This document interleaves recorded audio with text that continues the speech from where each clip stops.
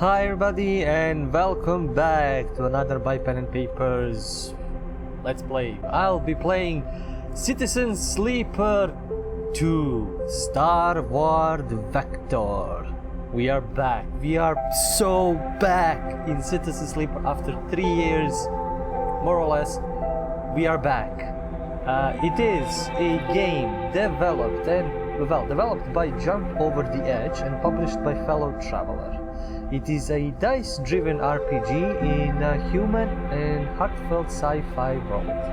You are an escaped android with a malfunctioning body, a price on your head, and no memory of your past. Get a ship, find a crew, and take on contracts while you navigate across the Starward belt. I'm gonna say Starward or Stalwart or something like that because I don't know, I just can't say Starward. Anyway, we are back. The first game, Citizen Sleeper, was my personal game of the year of 2022. So I don't know if this is gonna be taking the title of best game of the year 2025 because there's so many good games coming out this year, insanely amount. Probably I won't be able to play most of them because of my potato PC, but I can play this, and I love this, and I'm gonna experience this. And I usually, gather my game of the years according to the games that I play, not that are, popular. But I'll definitely vote for this, probably, on any Game Award nominees. In any case, I've fallen in love with the first game, with the story, with the characters, with my playthrough. You have it on my YouTube channel. You can check it out, all of the episodes and even the DLC episodes. I mean, all the game and the episodes. So I want to jump in here and see basically how good this is. There's no options, there's no need, there's not that many graphics or anything else. Maybe just audio options, but yeah. Anyway, let us dive in. Let us check out how this second game goes. We've played a demo, you can also check that video. And I do believe this is gonna be the same. Like the demo, I think it covered the beginning of the game. So it might be the same, but it might be a bit different. We will see. Also, I would like to thank the developers for giving me a review code so I can review and play this and do a let's play. And this is, again, you can see the version of the game right above. This is going to be recorded before the day of the release, so no day one patch or any patches between, well, maybe patches between today and the release date, depending on when I record. But just keep that in mind. If there are any patches coming day one or some bugs I enter, it's gonna be because, it's still kind of early. Anyway, let us select a difficulty, which this is interesting. Tutorials on, recommend. Difficulty can be changed at any time from the pause menu. This is also really good, really acceptable. So let us see the safe mode. For those focused on the story, a low risk option. Broken dice are worth 1, higher stress tolerance, and death is disabled. We have the risky, the intended difficulty for those happy to be charged. Broken dice cannot be used, standard stress tolerance, that incurs a significant permanent penalty. Oh boy. For experienced players, dangerous, who want an unforgiving challenge with no second chances. I do not like that. Dice repairs require more components. Oh my god. Very low stress tolerance, double energy depletion. Jesus, that is permanent. Basically nightmare run. We're gonna go with the selected until I start closing. Maybe, I don't know. Let's see who are we going. This is a new option, the push. So we have chosen from the chosen classes. We have the operator, the machinist, and the extractor. Let's read the extractor first.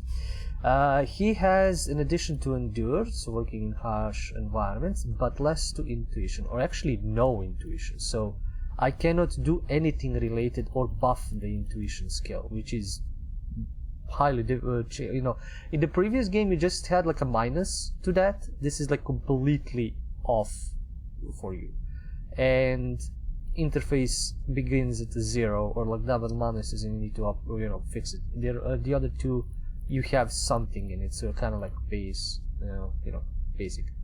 So push, rally, a cure stress to boost your crew dice. So you're boosting your crew's dice. This is a new mechanic that I saw in the demo. you can actually have dice from the crew, which means crew is important. Rally config, +1 stress, +2 to lowest crew dice, which could be good. Extractor. Extractor sleepers are built to work at the coal face of corporate resource extraction, often in hard vacuum environments. Extractors have a high level of physical endurance, but their confidence means they struggle with tasks requiring intuition. Thank God the music started.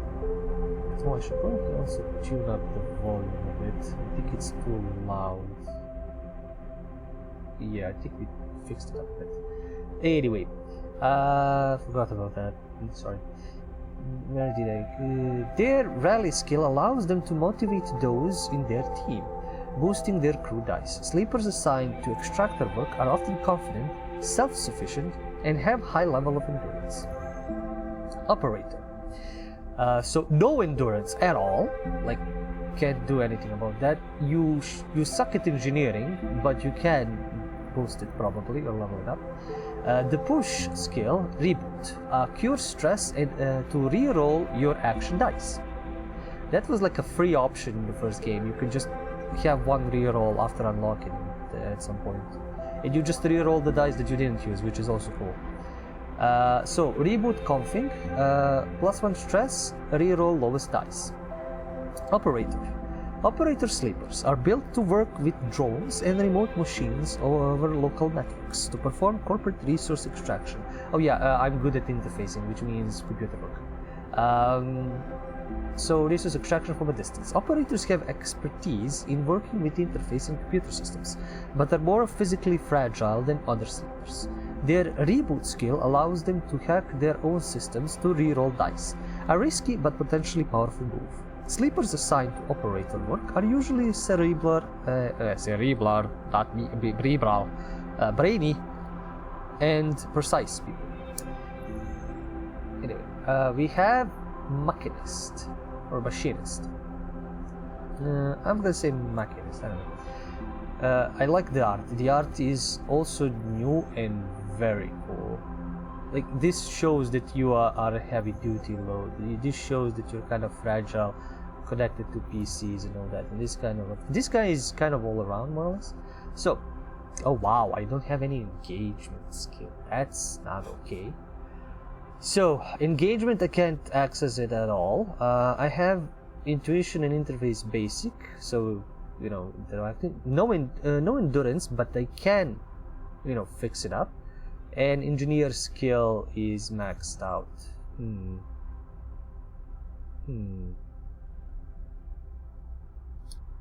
Okay, this is actually a pretty difficult choice. Let me see. Okay. Push skill, focus. Cure stress to focus and action dice. +1. Wait, what is? Oh, they didn't have any additional lines. This one has an additional line. So, cure stress to focus and action dice. Focus config. +1 stress, +2 focus lowest dice. -1 stress and focus die positive outcome. Machinist. Machinist sleepers are built to repair and modify automated system used in corporate resource extraction. Machinists are very skilled engineers, but their insulated work means they often struggle with tasks requiring direct approach or social engagement. That's the engage. Their focus skill allows them to focus on a single task and boost their dice to excel in it. Sleepers assigned to machinist work are usually diligent, careful, and structured people. So, my first run in the first game was a machinist, because I liked the start with the engineering skill, thinking it was gonna be a lot, you know, helpful. Here, that is helpful, technically, but I'm honestly debating going the operator, because at the end I did a lot of things that I, you know, like I kind of used a lot of my intuition and engage. Well, not engage. I think intuition I used a lot. I don't need endurance. I didn't use that much endurance, I think.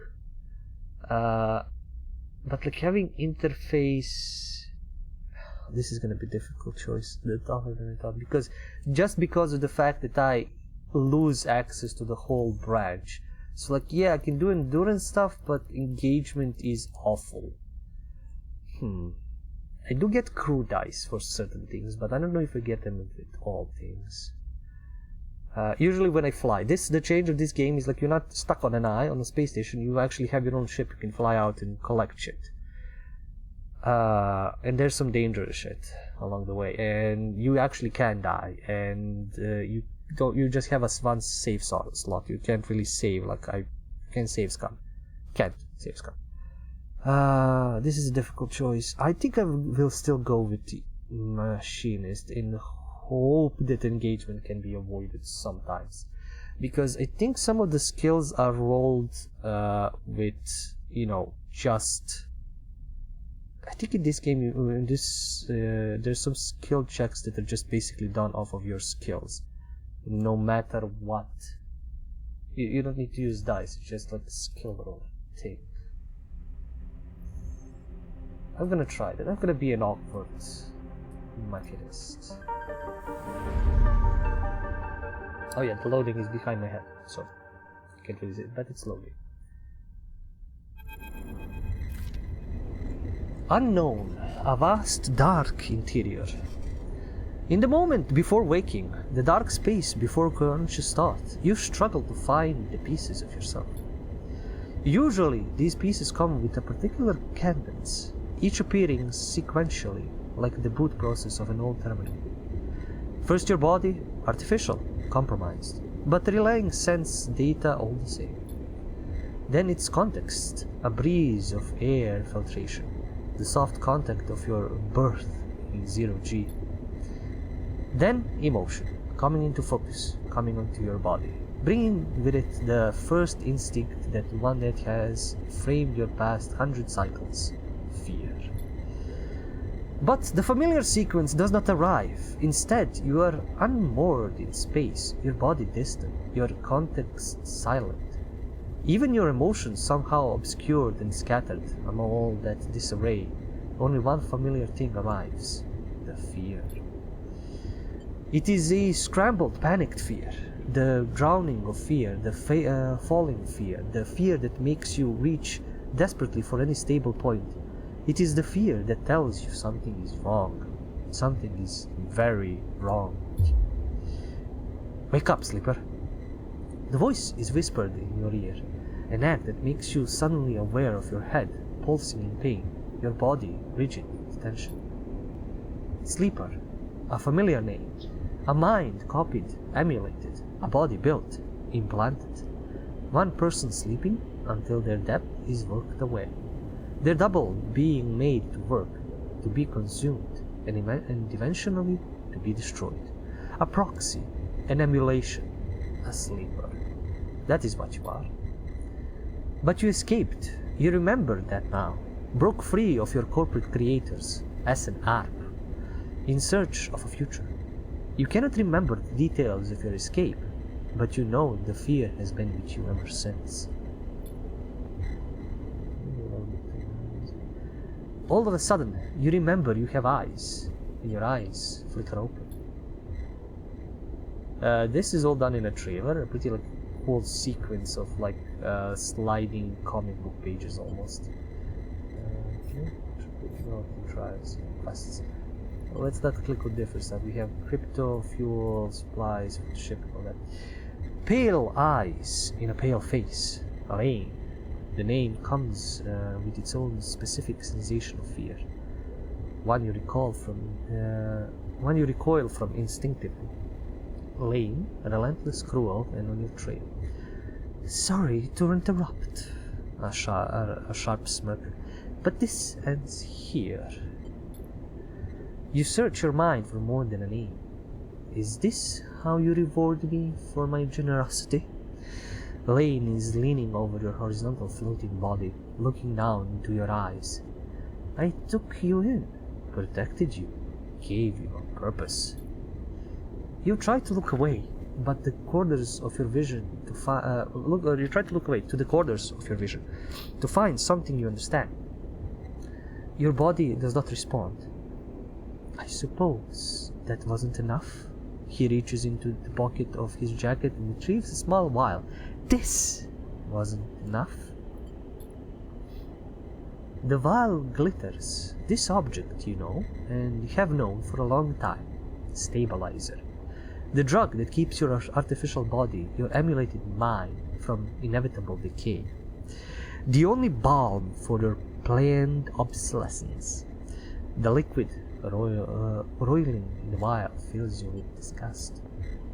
Lane pockets the vial.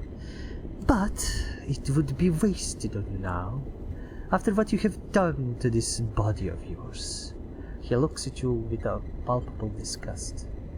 Lane's eyes scan your body, and as they do, you become aware of the wires and tubes attached to you. Those that were meant to free you from your dependence, from the stabilizer, the control that grants Lane. They're free, you piece of shit! Don't need you anymore. A voice comes from somewhere behind Lane's head. It is a voice you know, but when you search your mind to try to understand why, you find only dizzying darkness. Shut him up! Lane barks the command, and you hear the sound of impact of pain from elsewhere in the room. You try to remove your limbs. You try to move your limbs again. And this time you feel a flicker, the twitch of a finger. You feel the extension and compression of synthetic muscle. Free, are you? Lane smirks. You were free when I disabled your tracker, when I gave you the stabilizer you needed. He scans your body with angry eyes. Now, you aren't free. You are just broken. I had such big plans for you, Sleeper. I invested in you. Lane grips your arm hard, and you feel a jolt of reaction. You will the arm to move, but you have ruined all that. Lane speaks louder over the sound of the struggle behind him. I will try to preserve your body, of course. I have my own uses for it. But your emulation... You feel one of his hands searching behind your head. He finds and grips the thick cable running into the port at the base of your skull. I will burn that out. Lane jerks forward, slamming across your body, then spinning away out of sight. You feel yourself rolling. The cable is plugged into your looping and wrapping around your limbs. Then you feel hands steadying you, pulling cables. You glance around wildly and see someone diligently unplugging you. You meet his eyes, your mysterious savior. And my only friend! Hey! He waves a hand in your dazed face. We need to move. Lane won't be out long. He unloops a cable from around your wrist. Sleeper? Help me out here. You blink slowly, and do you know this person? He leans over you, and you feel his hand on the connector, flicking switches, releasing locks. Come on, come on, come on! He tugs the connector clear and pulls you up. You see the room you are in for the first time, filled with tech and terminals, wires waving everywhere. Maybe. All lit by big windows, looking out on an impossibly bright, screen-filled street beyond. In the corner, you see the dark shape of a floating body, surrounded by a glistening constellation of crimson baubles. Is that blood? Move! You are wrestled and shoved towards the door, which slides open in front of you. Then you are out in all that brightness, all that movement, gliding hard towards some unknown destination. You come to a stop in a dark alley. The one who guided you here pausing to catch his breath. He doubles over beside the massive life support unit that sends a lukewarm breeze across your skin. You stare at him, trying to recall anything about him. You notice his tattered jacket, his lightweight clothes. You remember this station runs hot. Something about the power that flows through the place. He looks up and meets your eye. Oh, you will see where the station is. It's quite intriguing, and that's why it runs hot. You should press something else except continue, like space or something, or next. Where there isn't the next button. I need to actually go and click on shit. What's going on, Sleeper? He wipes sweat from his forehead, and it floats away in a swarm of spheres. Talk to me. Who was that? Where are we? Who are you? You see a concerned frown cross his face. Don't mess with me, Sleeper. That's not funny. He comes closer, eyeing you carefully. What station are we on? He narrows his eyes, waits for the answer. You close your eyes, trying to recall. You force your way through the dark to the image of a station. No, a city growing on the back of a vast set of hexagonal solar cells, shadowed by them. You open your eyes. Dark side. The word leaves your mouth like an exhale, an instinct. Before you heard yourself sound it out, you didn't know it was there. He sighs. And me? Who am I? You see something like fear in his eyes, panic, perhaps. You stare hard at his face, the slight upturn of his mouth, the intensity of his stare. Nothing comes. He closes his eyes and drops his head, putting a hand to his temple. The reboot. He is speaking quietly to himself. Lane interrupted the process and he lifts his head and stares at you. We need to keep going. We need to leave. He turns and kicks down the alley. Come on. The rig can't be far. That's the rig. That's our ship. Dark side. Sprawling suburban station. As you are led through the passages and the serviceways of the station, you try to recall your life here. The texture, the temperature of Dark Side feels familiar, but you struggle to pin specific memories to it. Focusing hard, you recall waking up in these passages, cycle after cycle, the rhythms of the station flowing over you along with the crowds. You recall desperation and the slow decay of your body that caused it. Then Lane, those pale eyes, offering you a glittering while, stabilizing. The promise of supplying more for your work. A deal he locked you in like a cage. There, your memory fails you, but in the dark beyond that moment the residue of panic, fear, remains. You were Lane's prisoner, Lane's plaything. You shudder in the cold passage. Wait. Your guide holds up a hand, and you stop your glide using the wall. Ahead, you see a tunnel opens up in a wide open bay, with a few doors leading to cylindrical tunnels, the docks. They're watching the rig. He nods towards the docks, and you see one of the doors has a couple of figures flanking it.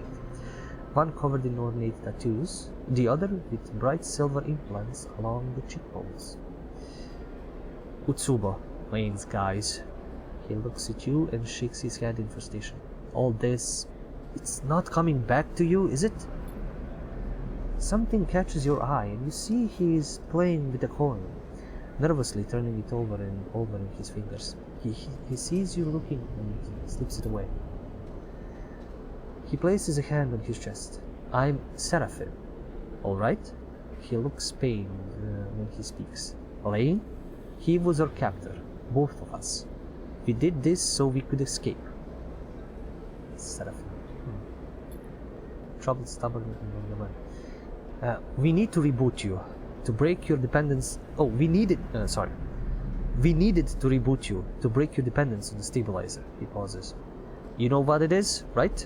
You nod meekly. But Lane interrupted me back there. The reboot didn't complete and... He sighs and shakes his head. We can still make this work.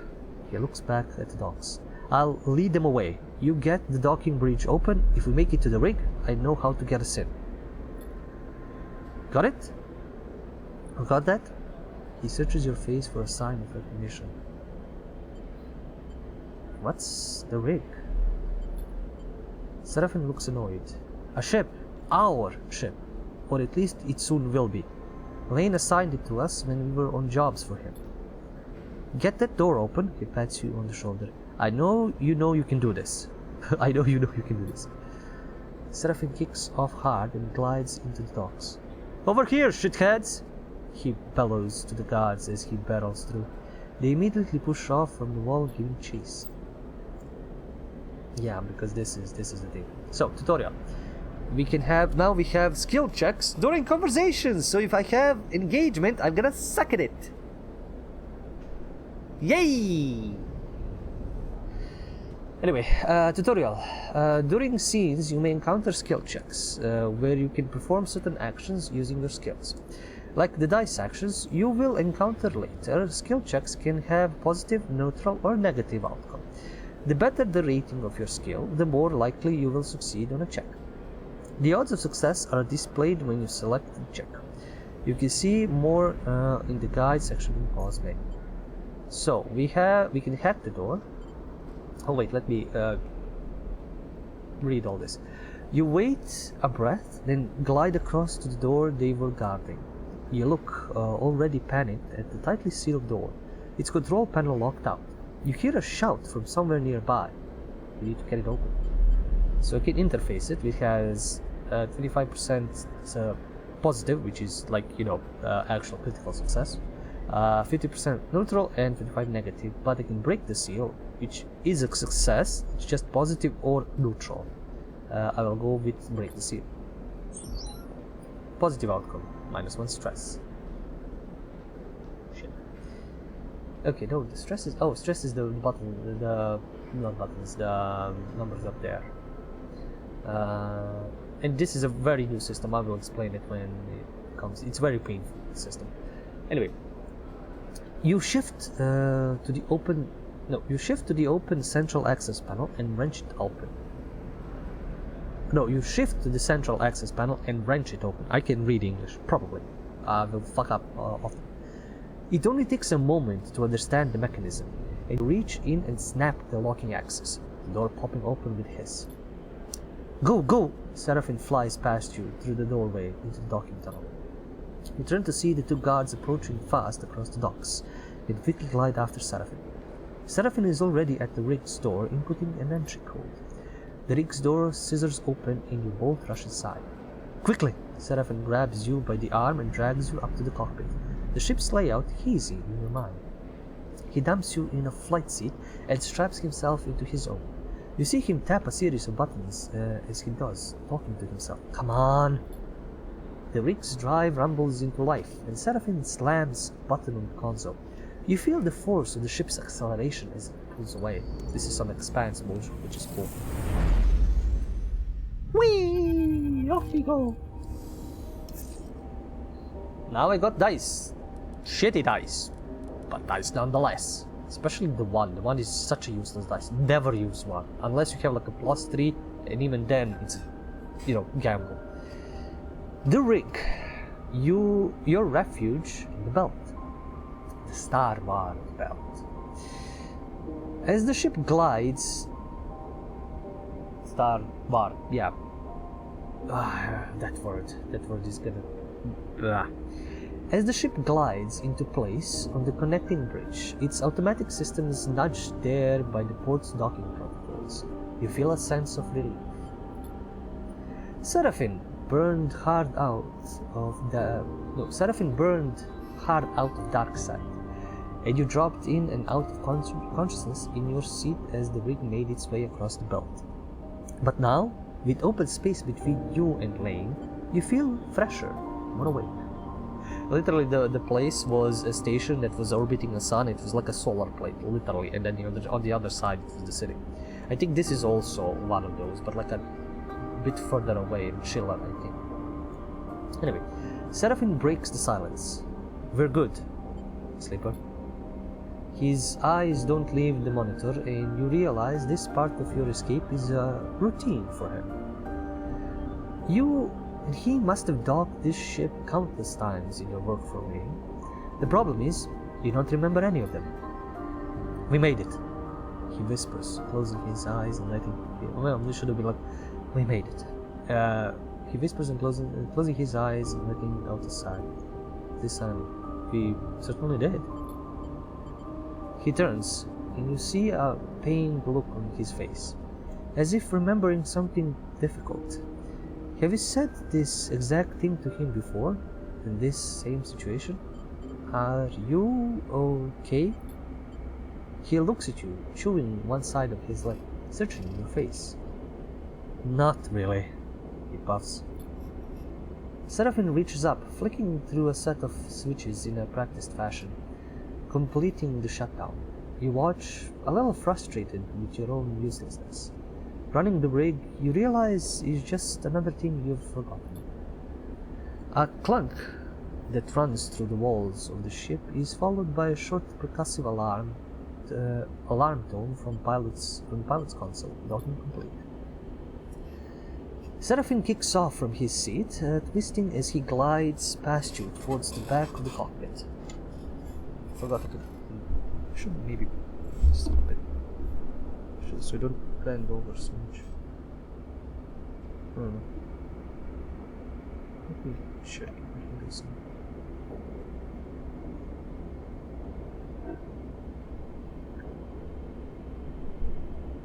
Adjust this a little bit.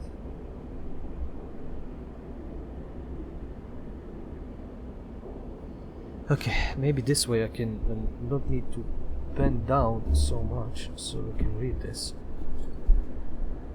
Technical difficulties. Sorry. Seraphin kicks off from his seat, twisting as he glides past you towards the back of the cockpit. His hands find the rails on either side of the door and he pauses, facing into the corridor beyond. He turns back to you, backlit in cold cyan. We need a plan. He glances around. Lane's not going to let us slip away quietly, he sighs. We hide here. We keep running. We need to talk. Seraphin furrows his brow. Not now, Sleeper. We need to forget. He flinches, the words coming out wrong. We need to focus on something other than... He pauses again. Unsure. Us. He sighs. We need to survive this thing first, then maybe we talk. Fine by me. Seraphin nods, but the tension remains. We have bought ourselves some time. He glances through the cockpit window at the blinking lights of the station. You may not remember Hexport, but I do. And there are plenty of opportunities here for us, if we can keep our heads down. He turns back to the corridor. That's what we'll do. He pushes off and glides towards the main lock, and you follow, pulling yourself along, hand over hand in 0G. We already emptied the tank in this thing. He slams a hand against the ship's insides. So we need to refuel, and that won't be cheap. But if you and I know one thing, Sleeper, it's how to work.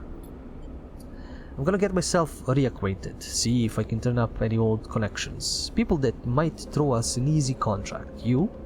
He glances back over his shoulder. You keep out of trouble. Low profile, got it. Taking elements. I'm going too. Seraphin stops at the airlock. Not with me, you aren't, he sighs. You bring a lot of attention to us, Sleeper. People don't forget your face. Stopping the reboot halfway through, he pulls a worn crew jacket from a locker and starts pulling it on. We don't know what that did to you. He jams an arm into a sleeve. I don't want you passing out in... He stops. It'll take both of us. Don't be me. It'll take both of us. Seraphin sighs. I hate it when you're right.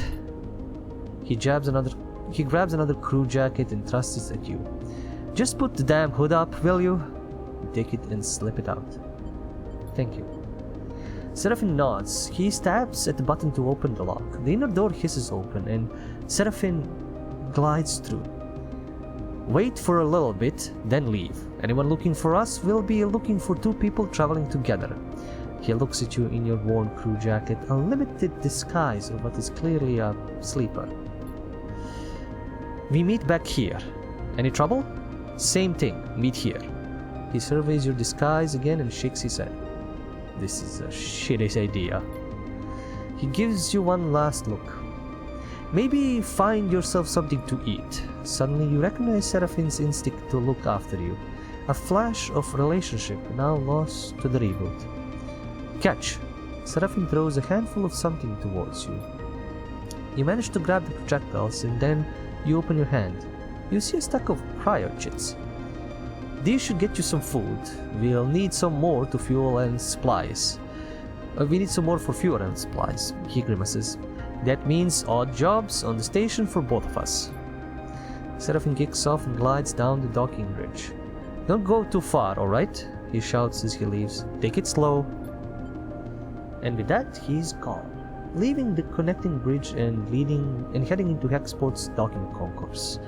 You wait for a moment in silence. Make a plan. Make a plan. You try to think ahead to what might be coming. You'll need work. That's the first step. But what then? Lane will be coming eventually. The sooner you can put some distance between you and Hexport, the better. So that's the plan. Rest, resupply, and run. You shake the thoughts from your head and pull the jacket tight. Let's see what Hexport has to offer. You kick off and glide into the port. I can still have different options depending on, what I choose. This is the same as the demo, but I can choose something different or play a different character and have a different beginning and all that. Anyway, tutorializing. This is the action dice. Use mouse wheel to scroll your view, select locations with left and right click to leave location. Okay. Welcome to welcome to Citizen Sleeper 2 Starward Vector. The game runs in cycles during basically days, during which you can perform actions with your dice, use cryo to buy food, use food supplies and items, progress clocks towards new scenes and events. You can review tutorials anytime in the guide menu. Okay, so this is our drives, these are the quests, we will see that later. These are the dice that we can use for different things. A map of the Starward Vector, because now we have actually, belt. The push is the extra skill, the rig is, I can go extra to the rig, I can change these. Tutorial. Welcome to the character screen. Here you can upgrade and configure your sleeper. On the left, you can upgrade your skills to improve the skill modifier applied to your dice when you undertake an action. To the right, you can upgrade your push, the ability of your class. When upgrading your push, only one upgrade at each level can be activated once. You can configure which upgrade is active only when while at the hub, so not while I'm outside doing shit. So, -1 stress and focus die pros outcome, +1 to affected dice. So I don't have 2 points. I don't know if I had points in the demo to play out. Wow, each of these is 4 points. Damn, that's gonna suck ass. And they don't have any additional bonuses except just pluses. Like in the first game you had one step is a +1, the other step is like a bonus to that, like something specific, like these pushes. It would be like you reroll dice, you don't lose dice and stuff like this. Is gonna be a more difficult game than I expected, and like not just pluses. This is basically you're in amount minus for you. This is leveling me out to 0, and this is giving me +1 dice, +2 dice, which is not that great. God damn, I might need to increase this to the maximum, then work on the others. It's gonna be so much difficult than the other game. Okay, I can move this. Can I rotate? Yes, I can rotate. This is literally a solar panel that's way away from the sun, the Hexport. That's why it's called Hex. But it's okay because it's not so hot. It's away from the sun, but it still works. The other one is very close. Dark side is very close to the sun. Okay, this is the rig, your refuge. The rig is your ship and home in the Starward belt. While the rig is docked at the hub, there are multiple areas you can visit. Bunks use dice to reduce stress, galley uses supplies to regain energy, other locations will unlock as you play. While the rig is in dock at the hub, your crew will also help to gather resources to contribute to the upkeep of the ship. You can choose which resource they should focus on in the crew task menu on the left. They have a random chance of acquiring it at the beginning of the following cycle. So like odd jobs, we need cryo, scavenge food, scavenge supplies. This clock is a cycle clock. It will progress towards the event. Each cycle it completed will be triggered. I didn't see it at the beginning, so this is clicking to go to the next cycle. This on the run. Like if this finishes, I'm screwed. Okay, we have 2 supplies, some cryo, no fuel. You put some distance between you and Lane, but you are sure that he'll close the gap as soon as he is able. So I can tell him to get food, supplies, cryo. I'm gonna get them to go get cryo so we can buy food and supplies and all that. We have location, Hexport Exchange, base station, goods exchange. In Citizen Sleeper 2, you perform actions by assigning action dice to them. The higher the dice you assign, the more likely you will succeed at an action. But your dice will be modified by your skill. Your skill modifier for the action is displayed on the right and will reduce or increase the value of the dice assigned to the action. Like skill checks, dice actions have 3 outcomes: positive, negative, and neutral. Each action is also rated safe, risky, or dangerous based on the outcome it has. The more dangerous an action is, the more significant both its reward and consequences are. For more information on dice actions, check the guide. To assign dice or item, click drag it to the action you choose, then click start action. So, we can be an engineer, so trade scrap. Trading scrap is all about identifying materials and cleaning up components. It's an engineer's job more than a trader's, which I am. Impress the brokers. The data brokers are the heart of the exchange. They show off their knowledge by discussing the crypto. Maybe if you can talk the talk. Interface. Rules of the exchange. The exchange buzzes with the conversation of commerce. This is a place where contracts are found. You just need to look. You need to look at each of these and then decide which one you're going to do. This is a very strategic game, depending on, putting your dice at the right place. What was this? I forgot to read. This is Hexport Docks, busy way station dock. We have chat to the crews, engagement. There are plenty of crews milling around the docks and moving cargo. They could be a good source of info. Oh my god, I'm gonna be so handicapped with the goddamn engagement thing that I can't level up. That was one of the things I think I leveled up the first in my first game, maybe, or something, because that's like charisma based shit. Well, just like in real life, I'm absolutely not charismatic. So that fits. I also need to snack on something. This is gonna take a long time. Anyway, explore the docks. Hexport's docks are dizzying mess of braided cables and flickering signage, filled with busy spacers. Exploring is both thrilling and intimidating. Hexport connections. The Hexport docks strum with life. There are contracts to be made here, and you are sure of it. So this would be like useful to do here because I'm not gonna lose much instead of actually using it here. Here I should be using this so I can get a proficiency bonus on it. So like start the action, and again you just progress the clock. Clocks track your progress towards both positive and negative events and can be filled with performing actions by passing cycles. So yeah, I have 4 things to use before something happens. You made a reasonable deal on a cache of air filters and the buyer remarks on your good business sense. So this would be actually also kind of useful, but there is negative. I have 2 shitty dice, which is a problem. But I can put here and explore the docks.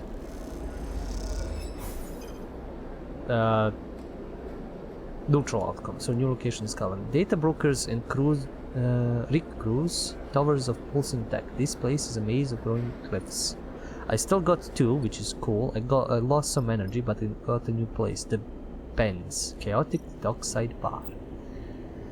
Here you can eat in exchange for cryo. Eating gives you energy and stops you starving. Different foods give different amounts of energy. Play Star and Stoker. SNS is a spacer gambling game played with custom magnetic dice. Chits are stashed in symbol-marked cans, and winning is ruthlessly luck-based. Buy a Benz Fry, a plastic bag of flash-fried salt flake tubers. The Benz Fry brings spacers back to the scattered tables of the bar cycle after cycle. So I can input dice and get kind of a result, which is painful, but okay, at least it's not dangerous, it's risky. The problem is if I go here, no, not here, if I go here and put the red one, this can be a very big problem if I fuck up. Okay, positive. Okay, also great. I'm lucky. I traded scrap and got that, but I completed this, so I can't do both of these. I've completed this zone. Basically, new location discovered. 2 new locations: Export Trade Hall, Spacer Trading Market. Buy fuel. Okay, so this is where I basically buy shit. Buy fuel. Fuel deposits like this can be found at most stations selling lifeblood of the belt, transport and trade. Fill fuel. If you have enough cry, you can fill your fuel capacity in a single order. The trade hall has a healthy stock of supplies, that grown veggies, water, usually some extras, all packed up. Crews coming through. If you have enough cry, you can fill. This basically just fill all. 45 is gonna be too much because it's 5 times, or no, is it 3 times? No, it is 3 times. It's basically filling instantly, so don't need to worry about that. Export canteen. Eat at canteen. Most trade halls have a canteen where they prepare their own dishes from the packed supplies they otherwise provide. So, okay, we can eat here to regain some energy. I think I'll lose just 2 energy when I sleep, so maybe it's... I'll eat. But going to do this is risky. Like, there's a 50-50 chance of, like, succeeding or failing, which is not okay. So the best thing I can do now is rest. Big Scully, but this takes supplies. Yeah, if I want to eat, I need to take supplies. So the best thing I can do actually is just eat. And how much? This is 2 energy. That's okay. I can eat, and I sacrifice these 2 basically because I don't have a push skill at all. I can go glitch, nor does anything work here, so I'm just gonna go to the bunks. Rest and recovery. Sometimes it's necessary to rest, or at least try to, in the compact bunks of the rig. This will help you reduce... no, this is just rest and recovery thing. I'm just gonna end cycle. Using the 1 and 2 dice is useless. I'm not that lucky, and I also got 2 shitty dice again. This sucks. Not 2, 3 shitty dice. We're in trouble, Sleeper. Seraphin leans into the bunks as you are getting up. Without further explanation, he disappears down the corridor towards the rear of the ship. You drift out into the passage, pulling on your clothes and glide down the length of the rig, the cool air making you shiver. Seraphin is a silhouette silently leading the way. He stops at the far end, diverting through a side door, shooting you a glance as he does. You find Seraphin inside, holding one of a tangle of arm-thick tubes that are waving its zero-G engine room. You know what these are? Fuel pipes? Fuel pipes? Seraphin shrugs. Seraphin shrugs. Close enough. These are the engine's feed lines. He waves one in the air. And before you ask, no, they aren't supposed to be waggling loose. What happened? These must have broken loose when we pushed the ship hard on our way out of Darkside. He looks at the mess. We are lucky the reserve tank is empty, otherwise... He shakes his head. It would have been bad. But... He pushes the pipe to the side. No feed from the reserve tank means that the rig's range is limited to the local region only. He thumbs the large lumpen housing of the engine. This thing can't take us anywhere far. So we fix it? Seraphin sighs. That's the short of it. Seraphin whacks the engine housing again, harder this time. Just not been a run of luck. Not in mine with the dice. He turns and starts gathering the tangled feed lines with frustration, evident in the violence of his movements. We will need a new set of these, that's for sure. He starts forcing them into a crate. So how about you try to track them down? I'll take a look at the things here and see if I can figure out another fix for the reserve tank. He glances up from his work. From what I've heard on Hexport, Factory Row is the place to find shipfitters. Maybe you can do some recon while I sort this place out. It's on the other end of the station. Okay, I'll take a look. Seraphim keeps working. Wait. Seraphim pauses, seemingly unsure. There is something else. He drops the feed lines and they float, waving in the air like tubular seaweed. I've heard word that Lane's on the hunt. He frowns. A message went out everywhere in the local radios of Darkside. He's looking for us. And we can't leave.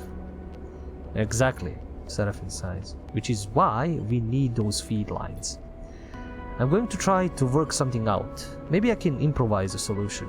I don't know. He looks down. I'm no shipfitter. But while I do, you go hunting. See what you can turn up, okay? He smiles a weak smile. Get going. You leave the engine room, the clanking sound of Seraphim's cleanup efforts echoing through the ship. Fuel feed lines. That's the next step. You take a deep breath and head out. You have discovered a drive. Drives help you track and choose your objective in Citizen Sleeper 2, basically quests. The arrow button on the top left opens drive menu, where you can choose which drive to track. Once a drive is tracked, a yellow marker will be placed above any location that relates to that drive. Drives come in two types, major and minor. The completion of a major drive rewards 2 upgrade points, and a minor rewards 1. So main quest 2, minor 1, which is okay. Keep an eye out on the drive menu as you progress to see what new opportunities and objectives are available, and track those you want to pursue. So let's escape Hexport, toggle tracking, let's just do that.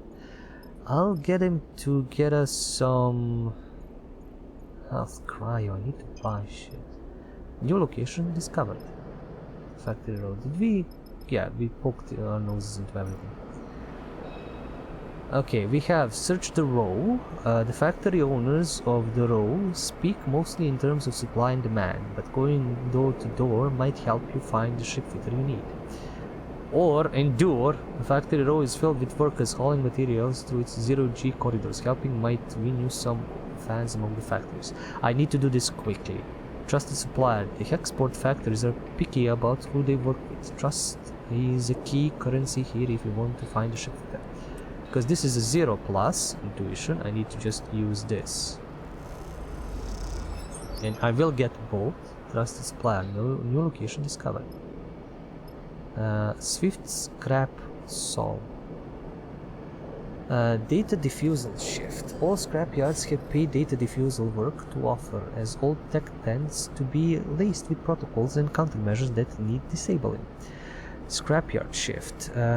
Swift Scrap Solutions, or SSS as it's known locally, is a chaotic and slightly terrifying scrapyard where open shifts are always available.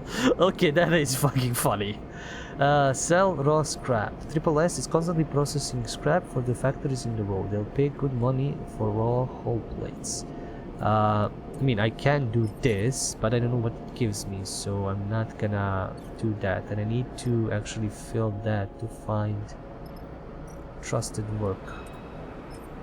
So I can try this. It's risky, but I need a success. It's 50-50 positive outcome. Okay, trusted supplier, great. You have a little trust with the factories now. The trick is not to waste it. Export, busy industrial station. Factory row howls as you glide through its cramped passages. Whatever its many bays and rooms once were, they now serve as containers for industry of every kind. Whirring manufactories precisely engineering components with rapidly shifting arms, while scrappers hammer incessantly to bend ship plates. Everywhere you look, there is energy and activity, and for good reason. Hexport itself is built on the derelict fragments of a solar reflector. Yeah, derelict fragments of basically a Dyson sphere. And even the small amount of energy generated by its remaining mirrors is enough to power a city of machines. Yeah, that is a lot. It is familiar to you, of course, in a strange, far-off way, because of Darkside. That place and your memories of it are rare. No, that place and your memories of it are a muddy haze, but it is hard to forget the glint of its hexagonal refractors, 10 or 20 times more in number than the hexpods, and that wild flickering city growing on their back like a tumor. In comparison, Hexport feels provincial, but deep in Factory Row, you could almost be back in Darkside. And then you see them, tubes, just like those Seraphine had waved in your face, the feed lines. You push over to the display window of the unit marked Karsten's Supply, in block capitals cut from whole plate. There, amongst an angled shelf of oversized shift components, sit the feed lines, like some large biomechanical tangle of snakes. You slip inside, where the sound of Factory Row is a little screened, and spot a large figure working at a bench, hunched over, concentrating. It seems he doesn't notice you enter. Hello? A sharp eye glints as the figure looks over his shoulder. K.S. Karsten, intimidating shipfitter. Very human, very not that, No, I don't think he has any hogs, he's just human. Can I help you? No, this would be something deep, like blah blah blah, the vampire, I think, like maybe, Russian like this. Can I help you? His accent is heavy but unknown. Nice place you have. Those feed lines, how much? There's a sharp clink as Karsten places his tools and the component against the magnetic plate on the wall. He turns with surprising grace and begins cleaning his hands on a cloth. Those sharp eyes scan you, but Karsten's thick-set features do not betray the results of his assessment. Custom built those for a client that never collected. He looks at his hands while he speaks, checking for stray oil stains. You have one of the old MEVs, then? Or MEVs, then? He sounds out the letters in a way you don't recognize as he speaks. It would be like, you have some of the old MEVs, then? Trust me, it's like that. You try to recall anything you know about your ship, but the memories elude you. Perhaps Seraphine should have come along. I think so? Karsten squints a little. Right. Look. No, look. Look. It would be something like this. Look, man, what do you do? Or something like that. I don't know. The accent is probably gonna be weird for me. Karsten drifts over to where you are standing, imposing height evident. For a fellow enthusiast like you, he continues in a distinctive monotone, let's say a few hundred cryo on clean chits. He shoots a glance at the feed lines. 400, let's say, to be precise. 400? 400, Karsten says back, repeating your question without the emphasis. It's expensive, I know. It's a shame, but it is what they are worth. He screws up his mouth a little into something that might be a smile. However, I am more of the bartering type myself. Anyway. Barter sounds good. Karsten nods sagely. There's a little favor I need a crew for. And well, you look like you might be a good fit. He tucks the cloth away in a pocket and clasps his hands. I know of an old Solheim wreck out there. Very old, pre-collapse. It's tucked away in a dead zone, so no one has ever really cut it. He shrugs. Not only that, but Solheim derelicts have a habit of triggering nasty security protocols when approached by an unfamiliar ship. So, it's been well left alone. But a salvager like you, with an old Solheim rig, I bet it wouldn't even flinch if it saw you coming. He smiles. I have a special interest, a need for that old tech. All those Solheim ships had a data core, and while I don't care about accounting reports or material ledgers, or whatever they kept on the damn thing, I do care about the hardware. So, if I was to find you back here with that data core, with your cargo hold clean cut and complete, well then, I could see my way doing a straight barter for those feed lines. Karsten pauses, sniffs the air again. You just need the coordinates. Why do you want it? Special interest. You wait for more, but his flat expression tells you it isn't coming. So, you interested? He glances back at his workbench. Because I'm a busy man. I'll do it. Alright then. He holds out a heavy hand for you to shake, and as you automatically reach out, he grabs your forearm instead. Karsten pulls you closer, squeezing your arm. Let's keep this one between us, right? He smiles. He half smiles, his face huge and close. It's our deal. Before you can respond, he thumbs a little drive into your palm. Those coordinates. And then he lets go of your arm with what you swear is a wink. You take a moment to gather yourself, and by the time you do, whirring fills the air, Karsten having returned to his workbench. You turn and glide out of Karsten's supply with a growing mix of anxiety and excitement in the pit of your stomach and the cacophony of factory roll in your ears. A contract. Seraphim might even be impressed. You look at the drive in your palm and smile. This could be a route out. You think of leaving this place behind in possession of an improved ship too. Suddenly, a small but firm hand falls on your back, an equally small voice coming from it. Hey, wait up! Sick to data extracting children. You turn in the passage to see a young woman with her hair. No, you see a young woman, her hair waving from the rapid glide she clearly just came out of to catch you. She steadies herself using your shoulder. Sorry. She smiles a quick and flat smile. Wanted to catch you. I'm Junie. Her dark eyes flick around nervously. You notice the portable terminal she carries, something data scrapers call a deck. Shadowrunner's deck runner. Anyway, and her backpack full of components and trailing wires. Do I know you? She pauses, confused by the question. No? She pauses again. Karsten, she starts, still catching her breath. He sent me to grab you. She smiles, that flat smile again. Wants me to come with you on that job. Her eyes shoot down to the drive in the palm of your hand. She smiles again. Why didn't he tell me?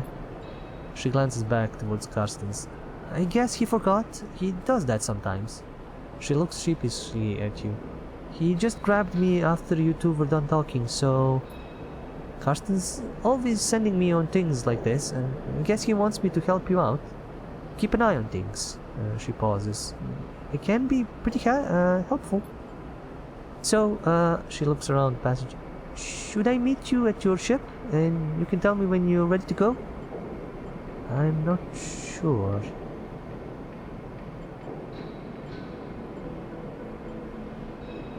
I don't know if that's gonna send her away. I'm not sure. She looks nervous. Sure, I mean, you aren't sure you're leaving? I'm not sure you're coming. She pauses, thinking. I mean, Karsten said I need to go. She glances back at the shop's direction. And he does get pretty mad when people don't do what he asks. She shrugs. Let's see. Okay, she glances around. Karsten doesn't like waiting, but it's up to you. Junie pushes off and waves. Looking forward to working with you, she calls back as an afterthought. What about the ship?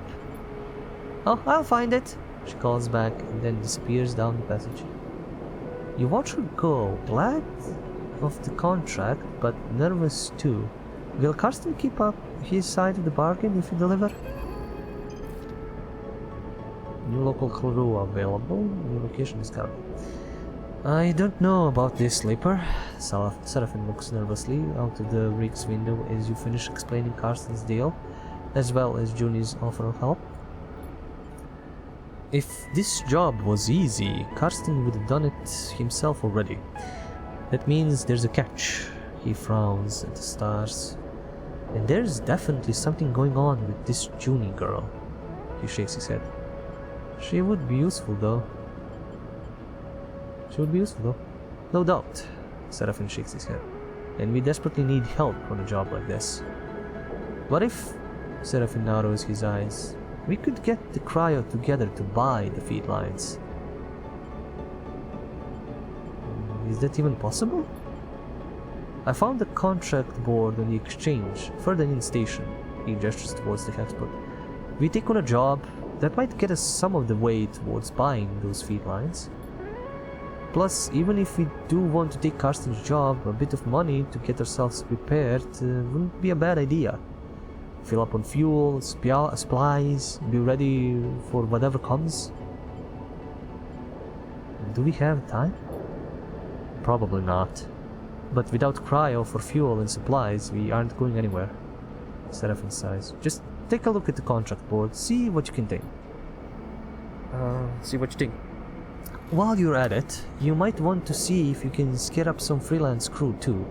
Seraphine shrugs. Many hands make light work and all that. Or we stop messing around, we take Karsten's job right now and get it done before he can think twice. Seraphine yawns. Seems like a whole set of bad options to me. Either way, I've still got work to do on the drive. Seraphine nods a farewell, heading back to the engine room. Let me know what you decide. For a moment you pause, letting the haze of plans and ideas settle in your mind. Suddenly you curl up, pain shooting along your spine. You grit your teeth, your muscles lock tight, your vision narrows as you squeeze your eyes shut. You feel a shift as some connection has broken. It's almost impossible to describe, like you're floating away from your body, this person dissolving. There is nothing familiar in the pain, nothing to hold on. You grit your teeth. And then another shift comes, and you are back in your body, trembling against the metal wall of the passage. The pain slowly fades, becoming a pulsing throb, and then a residual flicker. You flex in zero-G, stretching out the tension. There is a strange sensation, a distance that persists beyond the pain. A disconnection between your body and yourself, a flickering numbness that refuses to recede. You wonder if the reboot has done something to your body, or if this is some new sensation you'll have to live with indefinitely. It strikes you that you know so little about the body that houses you. It could be moments away from collapse, or it might preserve for countless cycles like this. You try to shake off the feeling, pushing your hands against each other until they feel like they are yours again. Time is the only thing you need, and right now it feels like it's running out fast. You head for the airlock. You have unlocked a contract, open map, screen to view it. Yeah, this is the contract needed. Contracts are high risk, high reward jobs that you and your crew can take on. Contracts require preparation and care to succeed. You'll need to gather enough fuel to travel to the contract, gather as many supplies as you can afford to keep you and your crew going, look for opportunities to recruit crew temporarily or permanently to help you on a contract. Consider which crew to take carefully. They have different skills and stress resistances, and who you choose can affect the story.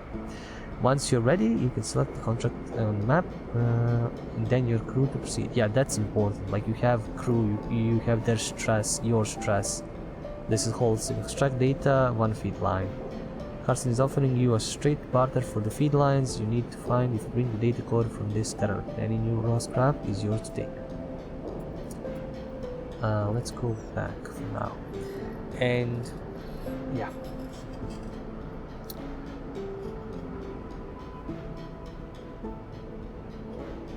Okay, this will be the end for the first hour of this game.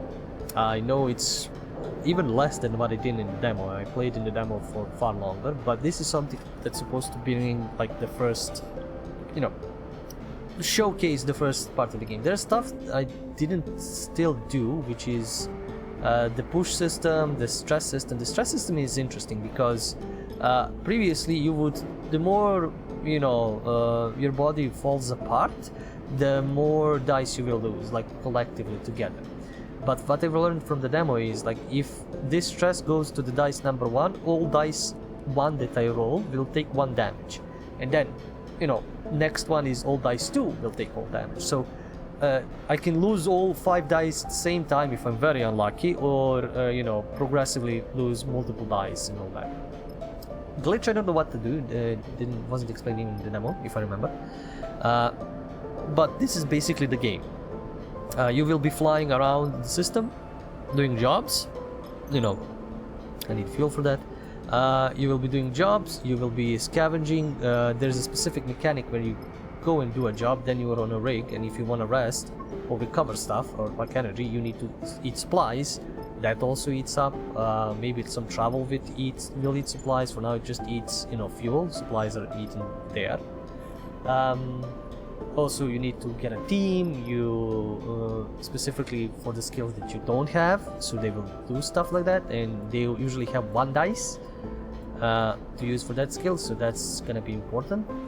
I don't think I'm gonna have multiple like timed events. Hopefully this is like gonna be a first one, and then after that it's gonna be like a lull, maybe, so I can do some skills and do stuff. But this is gonna be like the end for this episode. So, and what we will do basically for now. I'm gonna actually switch this for him to find some supplies, because they're, I think, more expensive than fuel. If you can find supplies, you can, you know, get something. It's all auto save. There is no manual save. If I fuck up and die, there's gonna be bad stuff happening. So I need to try and find crew, complete a board contract. I will get one, and you know, continue the game.